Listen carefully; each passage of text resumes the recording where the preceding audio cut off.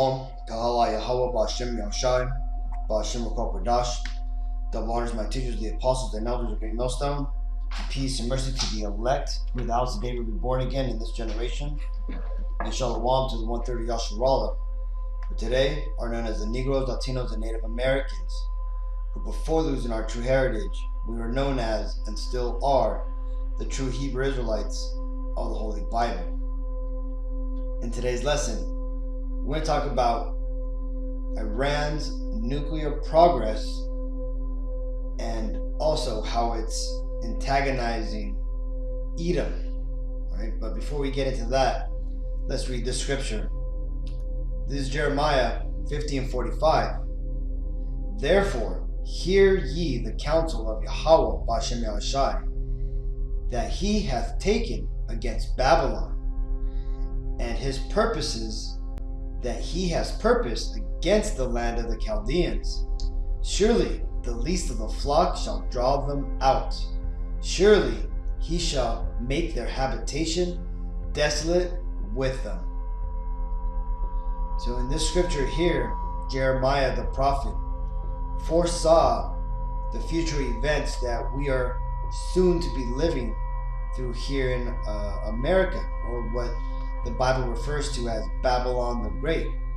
Right here, it's referring to America as Babylon.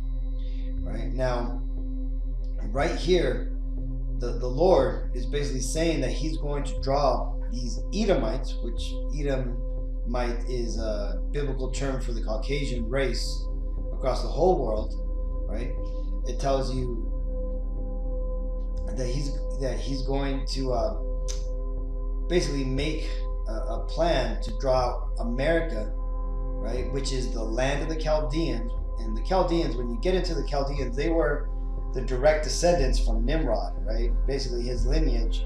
But ultimately, they were the top sorcerers and witches there in the original Babylon. Okay, and when the Bible refers to the Chaldeans, basically that's just another way of saying.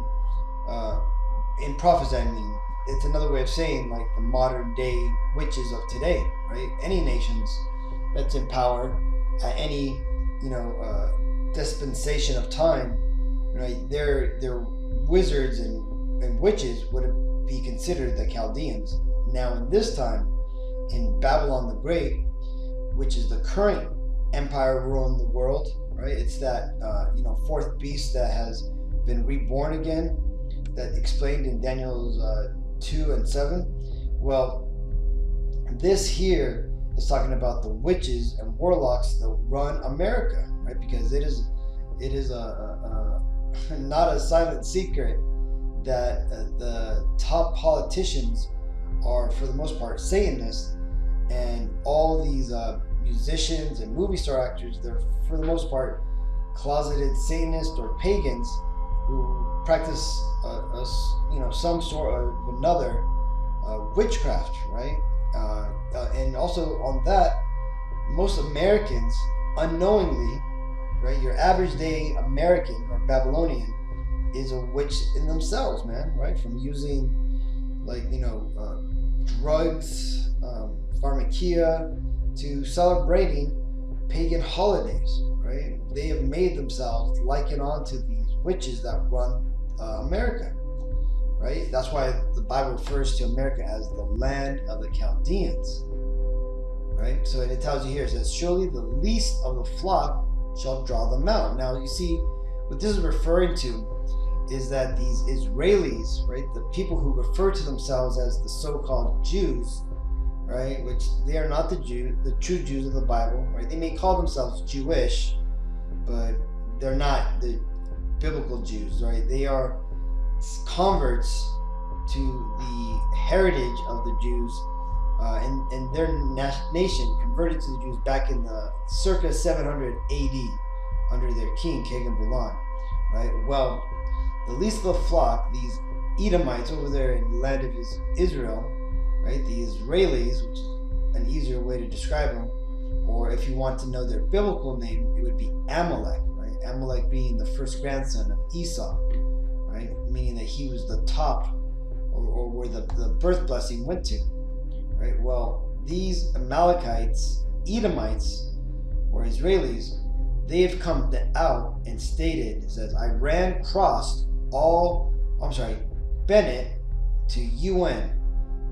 Israel's tolerance at watershed moment as Iran crossed all nuclear red lines. Right? Now, watershed moment basically means like a historic event, right? Like a once in a lifetime type of thing. So he's saying that this time, or that now Iran has basically hit a historic point, right? That they are now ready, or for the most part, almost ready to create nuclear weapons, right?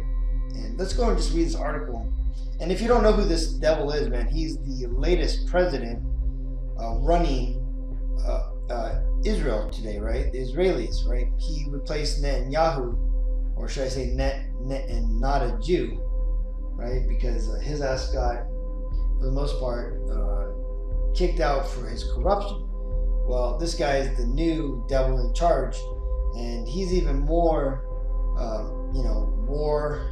war-like than Netanyahu was, right? So, if this isn't a sign that the Lord is speeding up the end of the world, right, then I don't know what is, man, because you see these devils are rushing headlong into this World War III scenario, right? And it's going to be these devils here that are going to draw America into this large conflict, right? Because as soon as Israel gets into a war, what's going to happen is America, due to their NATO alliance and all the treaties they've made with their allies, they're going to have to basically go in and defend Israel, right? We already are basically building, paying for, and helping to maintain Israel's military force already, man. Right? This is how America is able to have a hand there in the Middle East. Well, let's go ahead and read this article, and then we'll watch some videos to just give you an idea, what's going on over there in the land of Israel, and showing you just how the Most High, Yahweh, how he is basically moving around the pieces upon the board, which is the earth, right? And how he's getting World War III set up. It says, Israeli Prime Minister Naftali Bennett is, in his address to the UN General Assembly meeting in New York on Monday, warned that Iran's advancing nuclear program has caused Israel's tolerance to hit a watershed moment. Iran's nuclear program has hit a watershed moment, and so has our tolerance, Bennett said. Words do not stop centrifuges from spinning. That's when he emphasized, all red lines have been crossed, in an ominous tone of forewarning, right? So you see, these devils here, man, these Israelis, they know that their time is almost up, right? And they know, that they're not the Jews, right? Most of the Jews, most of the Israelis don't know that they're not the Jews. Like, they've been raised to believe that they are the Jews of the Bible. But the scholars and the politicians at the very top, they understand that they are not the biblical Jews, and this is why they are doing what they're doing to basically control that whole land, right? Because they basically decided that they're going to usurp the land of Israel out from its rightful owners, man. Us, Negro, Latino, and Native Americans, right? Because these are the devils that are upon the earth today, that are ruling over the world, and they're in that spirit of, if they can't have it, nobody will, right? Talking about the earth. Well, these devils, they understand what's really going on, and they're ready for World War III. This is why they're now pushing forward with the building up of the military around the Black Sea, right? They're trying to, ward off China in the South China Seas, right? But these Israelis, they, even though, the U.S. and all the NATO allies are basically holding their place and keeping the Russian, Chinese adversaries at bay, you got Israel, who is basically puffing up at Iran, right? We have recent stories, as early as April, showing that these Israelis have, for the most part, attacked, through devious and means of hackery, have destroyed the Iran nuclear sites. But we're gonna watch a video so you can understand that these devils are doing everything they can to stop these Iranians from getting nukes, because they understand that the Iranians who have came out and straight up said that these are not the true biblical Jews, that these are usurpers of the land, and that it's their job to remove them, right? This is what the Iranians believe. Right now, that being said, let's get back to this article. He reiterated prior vows to never allow the Islamic Republic to achieve nuclear weapons capability, an assumption that leaders in Tehran have long disputed. Iran officially calls nuclear arms un-Islamic according to the pronouncements over the years by the Ayatollah. But Bennett, in his UN speech, alleged Iran is trying to expand its influence over the whole Mideast region via a nuclear umbrella, through which it can flex its muscles and dictate or its interests, for example, in Yemen, Syria, and Lebanon. We will not tire. We will not allow Iran to acquire nuclear weapons, Bennett said further. Interestingly, he appeared to lash out at U.S. progressives, including a handful of progressive Democrats in Congress, namely the Squad, which tried to strip an extra $1 billion from a defense bill last week intended to help replenish Israel's Iron Dome munitions, as well as companies which promote BDS, which is Boycott Divestment System, I guess. Basically, it's boycotting Israel. Movements to boycott Israel in protest of its treatment of Palestinians. He says, attacking Israel doesn't make you morally superior. Fighting the only democracy in the Middle East doesn't make you woke. Adopting cliches about Israel without bothering to learn the basic facts, well, that's just plain lazy.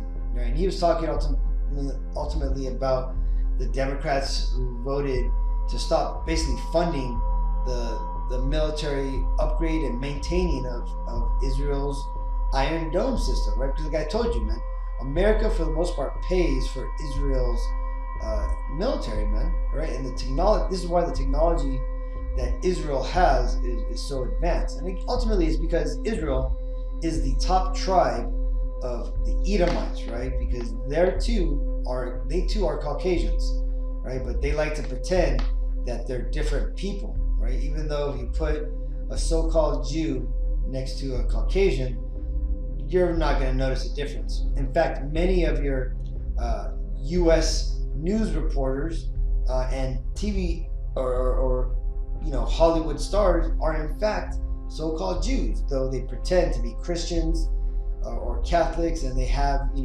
Americanized names, right? Because these devils have hidden themselves really well, right? Well, let's continue. Let's read what it says here. It says, words alone won't stop centrifuges from spinning, but sanctions relief did. On the other hand, Israelis' covert ops triggered an end to intrusive inspections, destroying the IAEA monitoring camera, and triggered 20 to 60% enrichment.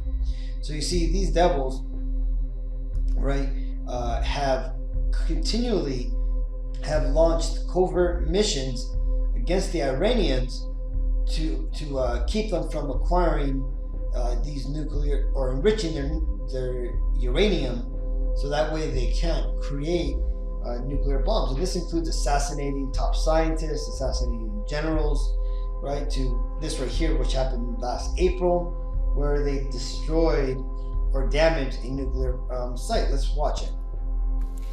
Iran is blaming Israel for a sabotage attack on the country's largest nuclear facility and says it will retaliate. Israel has not directly claimed responsibility, but media reports there say an Israeli cyber attack was behind the incident. The Natanz enrichment site suffered a large-scale blackout on Sunday, just hours after uranium enrichment was restarted at the plant.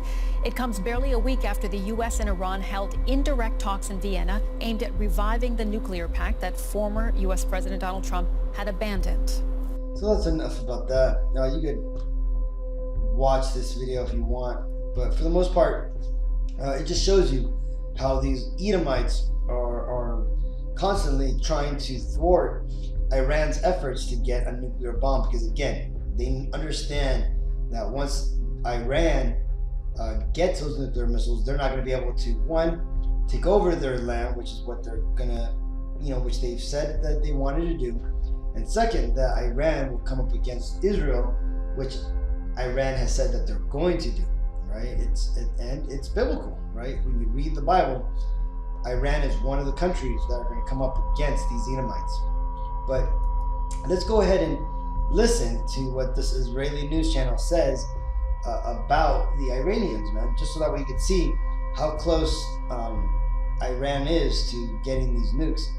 Though I wouldn't doubt if they already have it, but again, ultimately let's just listen to the news about it. Iran could be weeks away from developing a nuclear weapon. That is the warning coming from U.S. Secretary of State Antony Blinken in his first television interview since taking office last week on NBC News Today. Blinken reiterated the Biden administration's intention to return to the 2015 Iranian nuclear deal if Iran resumes compliance first. Well, we have Benham bin Taleblu joining us to break this all down. He's a senior analyst at the Foundation for Defense of Democracy. So, Benham, tell us what was revealed in this latest interview with the U.S. Secretary of State. Well, great to be back with you. I think the most important thing was the Secretary of State's harping on this thing called breakout time, which is really the time needed to actually produce a nuclear weapon. And based on different estimates, currently, Iran can make up between 1 to 2 nuclear weapons given its stock of low enriched uranium on its soil, meaning if it takes that and further enriches it. But the U.S. interest in this breakout time kind of harkens back to the 2015 nuclear deal, because one of the things that deal achieved allegedly was locking in a 1-year breakout time for a period of 10 years. And now with Blinken talking about breakout time within a matter of weeks, it looks like the U.S. is going to be trying to diplomatically maneuver to restore that 1-year breakout time. Now, Iran's foreign minister hinted at a way to bridge this nuclear deal impasse. What's the latest on that? Well, I actually think the activities of Iran's foreign minister Zarif, I think he recently concluded a CNN interview a few moments ago, are actually what's also helping drive U.S. interest in this breakout time. Because on the one hand, Iran is doing things like continuing enriching uranium to 20% purity under a mountain in Fordo, allegedly an impenetrable nuclear site. And on the other hand, they're sending Zarif out talking to the international media, talking about the importance of the U.S. giving compensation.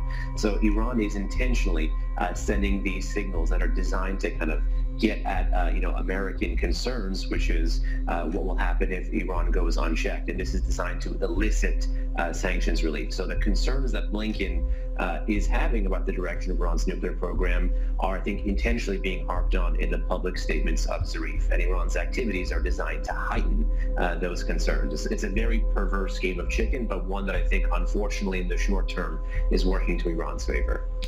So the question then is, when is the new American administration going to take action here? And will going back into the nuclear deal really be effective at this point?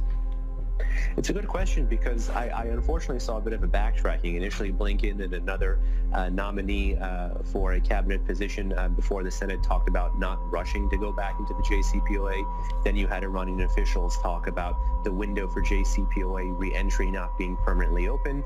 And then you recently had comments, I think, by the National Security Advisor saying that JCPOA re-entry is an early priority. So in my view, I think within the next, 4 to 6 months, the U.S. is going to try to do something to cap the growth of Iran's nuclear program or resurrect that 2015 nuclear deal. But doing so cleanly and plainly would be a mistake, because the deal is expiring. Many sunset clause clauses have already lapsed, and the deal itself, when it was alive, Iran was cheating under, and it proved not to restrain its non-nuclear bad behavior. So if you go back into it as is, thinking the Middle East of today is the Middle East of 2015, I think the new administration would be sorely mistaken. I think they have the opportunity to capitalize on the existing sanctions leverage and try to go for a broader fix. But to do that, you have to be a bit more risk tolerant. So at this point, where does Israel stand on the issue? What does Israel think is the right move for the United States administration to make at this point? Well, I think Israel is taking a wait-and-see approach. It's a little bit of a different approach under the Trump administration and a little bit of a different approach compared to the Obama administration. But look, I think Israel, better than anyone else, understands that the Middle East of 2021 is not the Middle East of 2015, 2016. They understand where Iran has grown in terms of Yemen, Iraq, and most importantly, Syria, where you see so many strikes.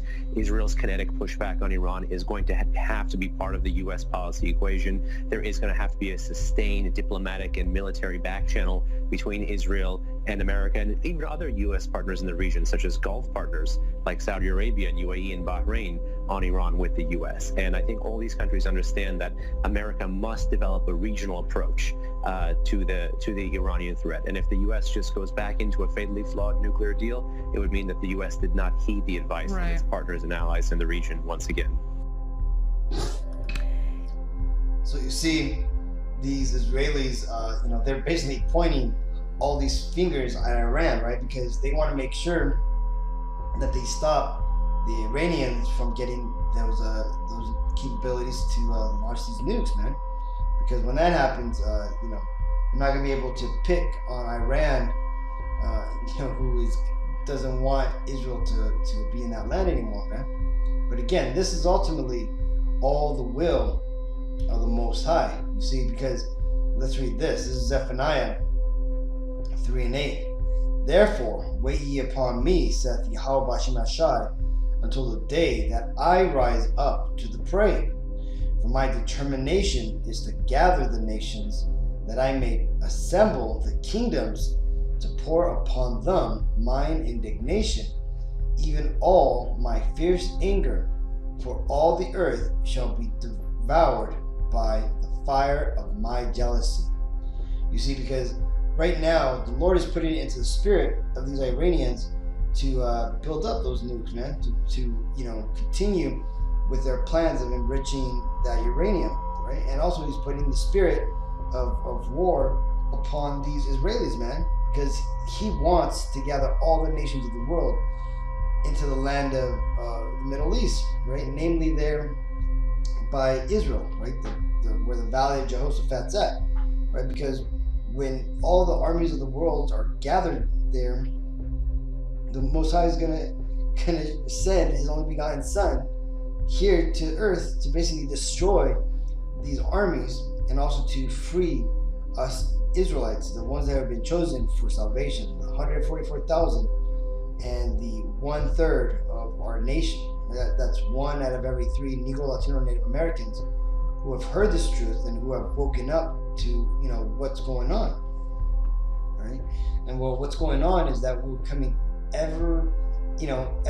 step by step, we're coming that much closer to World War III breaking out.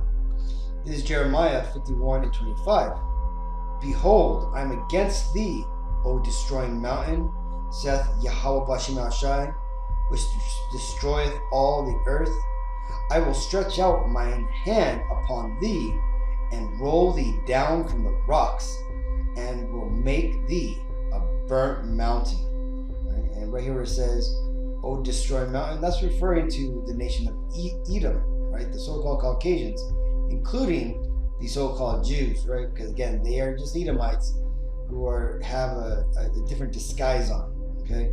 But again, the Lord has it out for these devils, man. This is why they are doing all these things upon the earth, man, from trying to, jab everybody up, which eventually is going to lead to the MOTB, right, of giving everybody that chip, right, which is why they're, trying to destroy the true Israelites of the Bible, because they're ultimately trying to hold on to their blessing, man, right? Because again, this is ultimately also going to be why these Edomites, right, these Israeli and Americans, all the Edomites across the world are going to try to fight against the Messiah when he returns. It's all biblical prophecy. So I just wanted to highlight this, Akim. So until the next time, I want to give all praises to Yahweh Bashem El Shai, Bashem Kokodash, the waters, my teachers, the apostles and elders of Great Millstone. Peace and mercy to the elect. Shalom.